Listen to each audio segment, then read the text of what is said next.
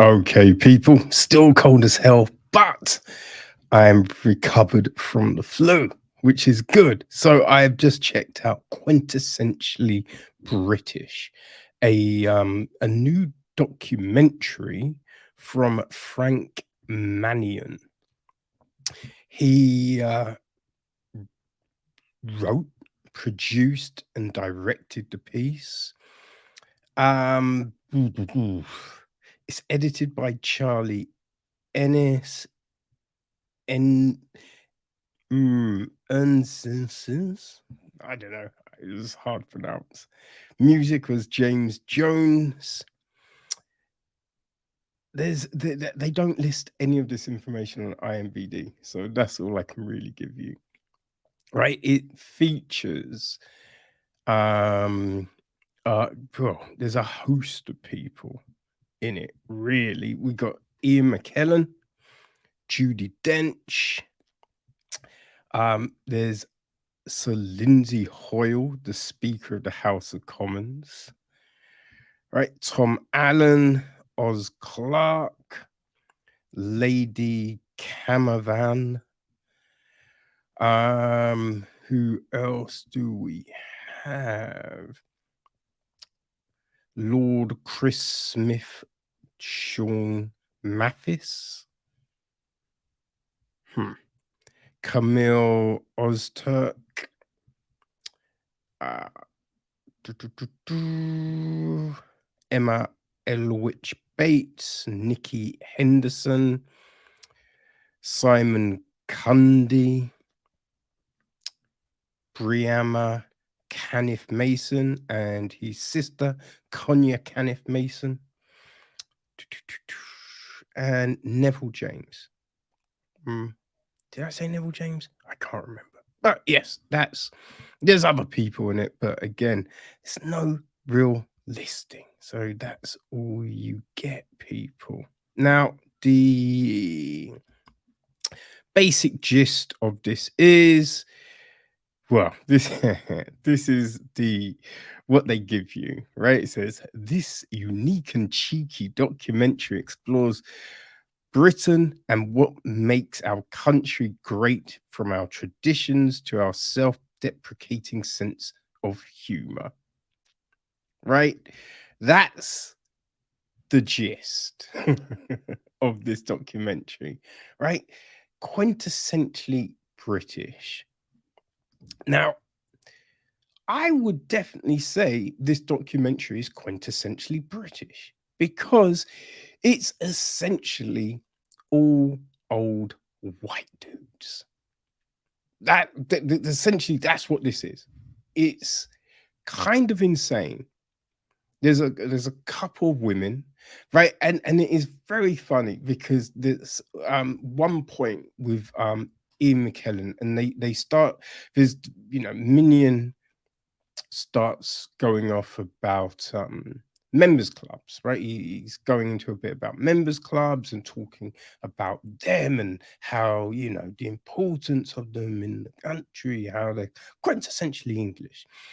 And he's talking to McKellen, and McKellen's like, oh, well, I mean, there's this one club, but they don't let women join. So why would I want to join a place like that? Then he talks to a woman, and she's just like, I think it was the Lady Caravan, or and she's just like, oh no, it's a good place for men to be able to go, and well, you know exactly where they're going to be, don't you?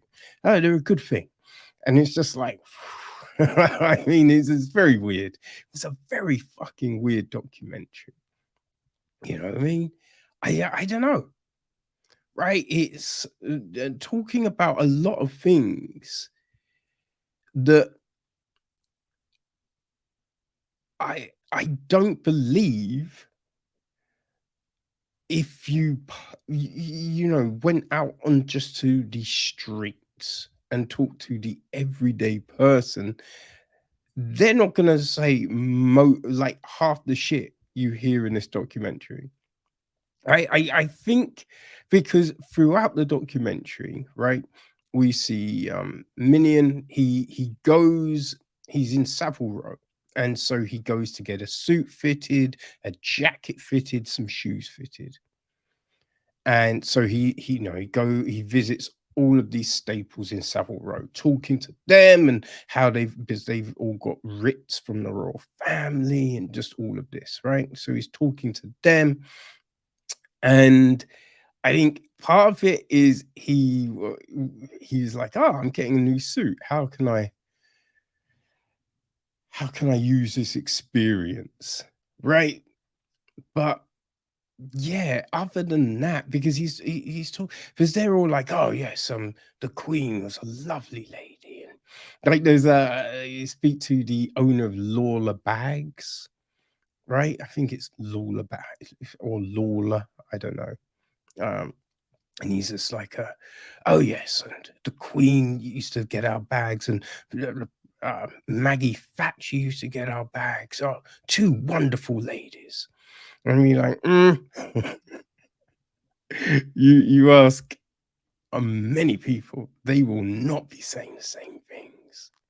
You know, it's just you speak to a certain echelon, and you will get these responses, right? It does seem very bizarre that he didn't go very broad on the people that he spoke to, right? It's like he has an idea and he wants to ensure that idea is met. So he's only speaking like the fucking Speaker of the House of Commons. Just a bit of a pompous twat, right? Just a bit of a pompous twat. Like all this, oh, this is for the people and blah, and blah, blah. It's just like, shut up. Then he's talking to people that are members of the House of Lords. These decrepit old white dudes look like they're gonna die any minute. You know, if a gust of wind hits them, they're falling down. And it's just like, oh yes, and how we've helped change the nation and do all of these things. And it's just like, for who, motherfuckers? For who? Please tell me that. Right? It's the weirdest thing. Now, towards the end, right? Towards the fucking end, they start to, diversity comes into it. And when I say towards the end, I think in the last 5 minutes, maybe the last 10. I think it was the last five, right? Diversity. And so it's like, oh yes, diversity it's definitely a part of what Britain is. And and it was just like, yeah, shame this fucking documentary isn't diverse. Oh, like, listen, there were, there were a few different people there. I think the people that had the most screen time really were the Kanneh-Mason siblings, right? I feel they probably had the most camera time, and that wasn't a lot.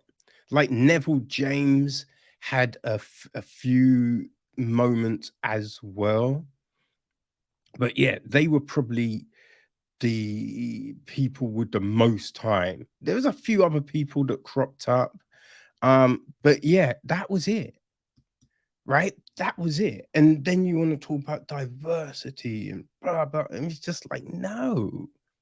That's and the funny thing as well, when they were actually talking about diversity, they were talking about it with old white dudes again. There's someone that's just like, oh, it really irritates me when people say that Britain isn't diverse because it is, and it's just like, what the fuck? You're a white dude. Like, you do you really even know? Right? You have no real experience with this shit. Like, to you, you might think, oh yes, everyone's getting a free, a similar opportunity when they are not clearly. right? So it was just a weird thing. It was a very weird, and to be honest, I don't really see the point of this, right? It's just over 90 minutes, but throughout, I don't really think it properly touched on much. I don't really think it really addressed much. It was just, yeah, a lot of the things, that they mention, I think a lot of people knew anyway. So, yeah, I don't know what Minion was hoping to get from this. I don't really know what he was wanted to put out there. I mean, well, he decided to put this out, so this is what he put out. But I don't know what the vision was when he first kind of proposed the idea. If this was it, or if this was just the best footage he could muster, I don't know. As I said, the people he spoke to, not the best, right? Not the best, because you're not having